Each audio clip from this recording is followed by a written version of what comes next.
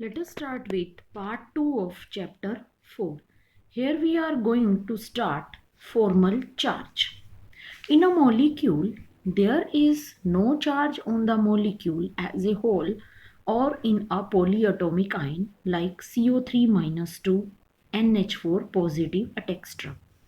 Although the charge present on the ion is the charge on the ion as a whole and on the individual atoms. Yet, for some purpose, it is useful to assign a formal charge to each atom in a molecule or ion. Now, let us define formal charge. It is defined as the difference between the number of valence electrons of that atom in the free state and the number of electrons assigned to that atom in the Lewis structure. Assuming that in each shared pair of electrons, the atom has one electron of its own and the lone pair on it belongs to it completely. Therefore, formal charge on an atom in a molecule is equal to total number of valence electron in the free atom minus total number of electrons of lone pair minus half of total number of shared electrons on the bonding electrons. Let us take example of carbon dioxide CO2 and carbonate ion CO3 minus 2. It's very clear on the screen.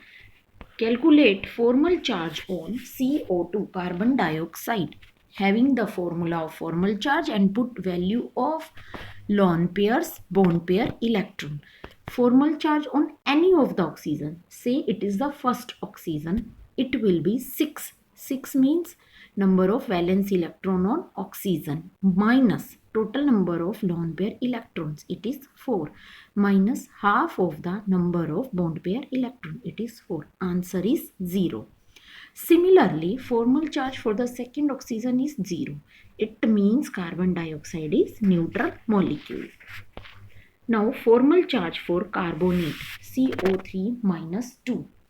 As it is quite evident from the structure, there is a double bond, one of the oxygen.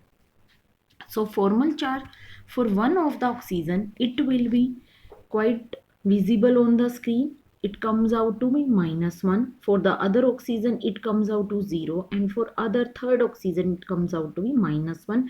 So total charge in nutshell comes out to be -2. Limitations of octet rule. So, although octet rule is able to explain the formation of large number of compounds, there are some exceptions. Number 1, formation of compounds involving hydrogen. As hydrogen atom has only one shell containing one electron, it needs one more electron to complete its shell.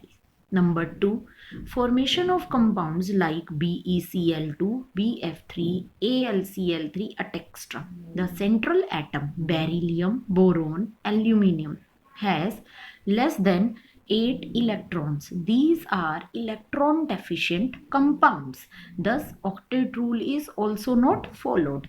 Number 3, formation of compounds like PCl5, SF6, IF7, H2SO4, etc.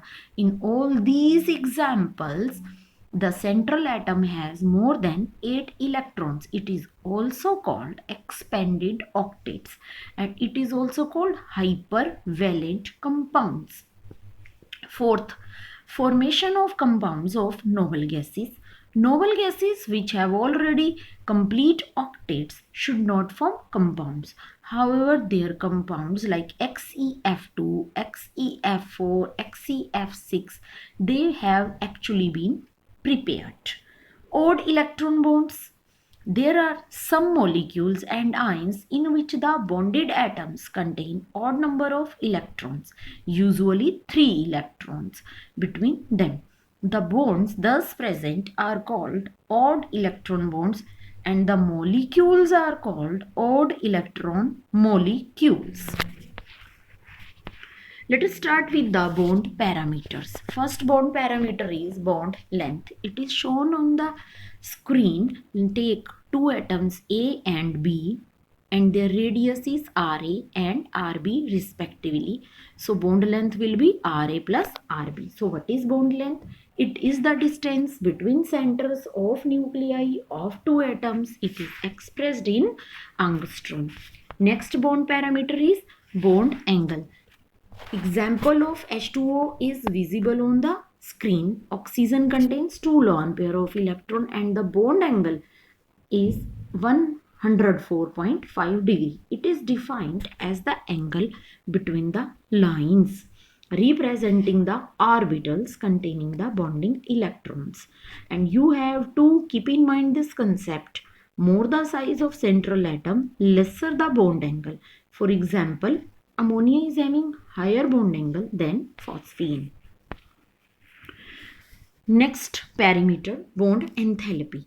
It is defined as energy required to break 1 mole of bonds of a particular type to separate them into gaseous atoms. It is designated in it has unit kilojoule per mole, and bond dissociation enthalpy for triple bond is greater than double bond is greater than single bond. And last one is bond order. Bond order is given by the number of bonds between the two atoms in a molecule. For example, bond order in case of H2O, it is 1 because each oxygen and hydrogen is singly bonded. Bond order in case of CO, it is 3. Bond order, why? Because carbon and oxygen, they are triply bonded. Thank you so much.